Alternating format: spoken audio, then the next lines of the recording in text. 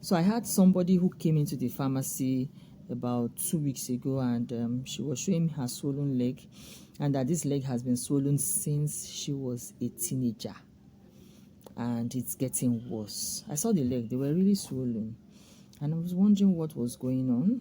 So we asked her if she was open to do some tests, which she did. And when the results came out, the pattern I was seeing across the results was somebody who was showing dehydration.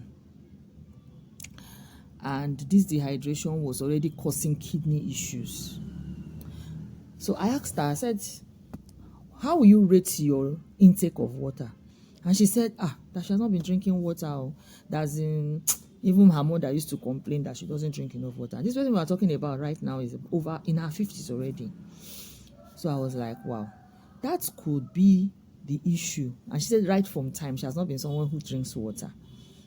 So we gave her a protocol for water intake, and she went. Just barely a week, she has come back to say that there is a huge difference in her leg. This reminds me of a case that came to me about 3 or 4 years ago.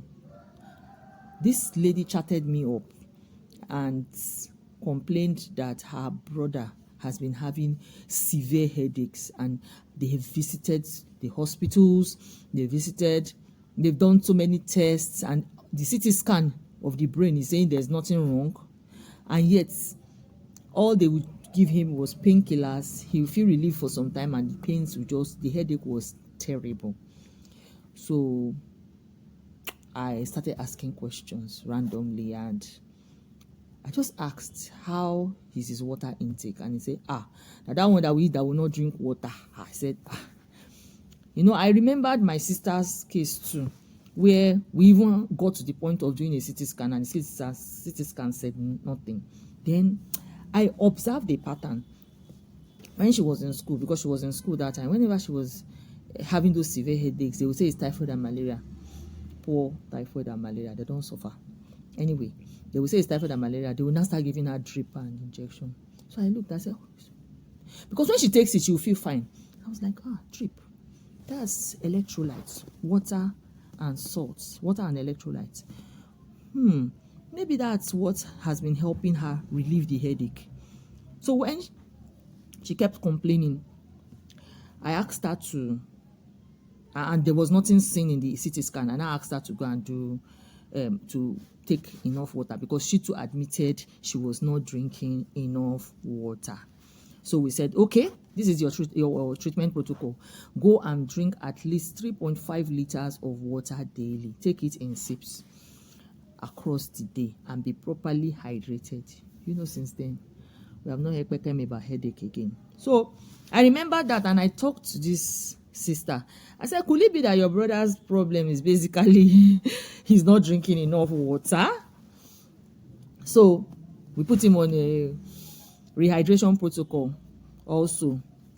First thing in the morning, drink 1 liter of water, preferably if you can tolerate it, warm water, not hot, warm. And then across the day, drink the rest of the water. 3.5 to 4.5 is fine in a day.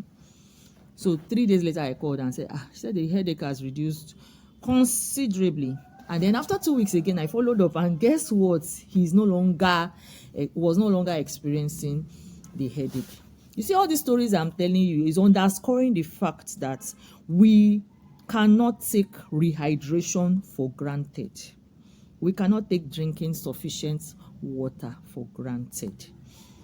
Whenever you feel fatigued, you are having dizzy spells, and you are having headaches, or even if your leg is even swollen like the other lady that has begun to have issues with kidney filtration, we should assess ourselves. Are we even drinking enough water? And do act accordingly. But then I also have to give you a note of warning. Many people have the tendency to overdo it. Water is good, you now start drinking in water. There was one case I heard. How true it is, I don't know, but the principle behind that story is very, very logical.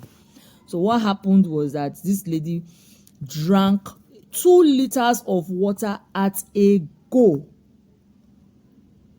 and died. What happened? You know, that 2 liters of water suddenly made her blood very dilute. You will now have a state of your body feeling short of blood, because you know now the concentration of the red blood cells has gotten low. So it will look like somebody who is short of blood. So the person will be anemic. And that's was said to affect her brain. You know, remember that guy who was not drinking enough water, or my sister, and they were having severe headaches? So the brain feels it also, not only when you are dehydrated, but also when you are overhydrated, the brain will feel it. So that happened, and the lady entered into a coma and died. So it is very important that we don't also go to the extreme and say, hey, water is good, we drink. No. You don't rush large volumes of water in. You take them in sips through the day. That keeps you constantly hydrated. So please, let's not also overdo it. And I may just add this. For children under 6 months, it's not recommended that we give water to them, because their kidneys are still developing, and that processing of excess water from the body is not really efficient. That's one. So they could accumulate water and have this tendency that I told you about, the woman who overdrank water. Yes, that's one of the things that could happen. Another thing is that their digestive system is still very small. So what we should use to occupy it is something that will be for every meal. Let it be something that is nourishing, so that they will not be malnourished. So tendency to be malnourished is that when you give children water less than 6 months, breast milk water is sufficient enough to hydrate them. And excuse me, soft drink does not count as hydration. Yes, coffee does not count as hydration. Beverages do not count as hydration. As a matter of fact, it can even worsen hydration. I saw somebody yesterday. She told us that it's only just 2 pure water she drinks in a day. That's 2 sachet water, and that it's minerals that she can take at least 1 a day, sometimes 2 a day. And I was like, because when I looked at the BP, I saw a pattern that was pointing me to dehydration, because she was complaining of some symptoms, dizziness, and that's one thing that happens when you're dehydrated. Tendency to have dizziness is there. So, my dear friends, my fellow humans, let's take this as a word of caution, or something to learn. Too many things can be impacted when we don't drink sufficient water. Remember what I said? The brain can be affected, the kidneys can be affected, even other organs too. Every organ in the body requires water. Even your joints can be affected, because the body is made up of more than 60% of water. So beat that. So if you don't drink enough water, organs will begin to complain. So I hope with these few points of mine, I have been able to convince you, and not to confuse you, that sufficient hydration is key for healthy body function. Thank you. Oh, by the way, my name is Timeyin Orishe Timeyin Ogungbe. I am a community pharmacist. I've been a pharmacist since 2001. And I am passionate about lifestyle natural medicine, as well as being a pharmacist in the community, because most of the healthcare issues we find as a result of lifestyle, they're connected to our lifestyle. So I'm really, really interested in lifestyle medicine, because I believe that if our lifestyle was right, we also will be right. So we do those, we sit down with clients, observe their assess their question, their lifestyle, and see if there's anything in their lifestyle that may be affecting their health. So integrating it with my community pharmacy practice has been very, very interesting. So that's me in a nutshell. And I am the founder of Elbert Community Pharmacists. I am popularly known online as Anti-Pharmacists.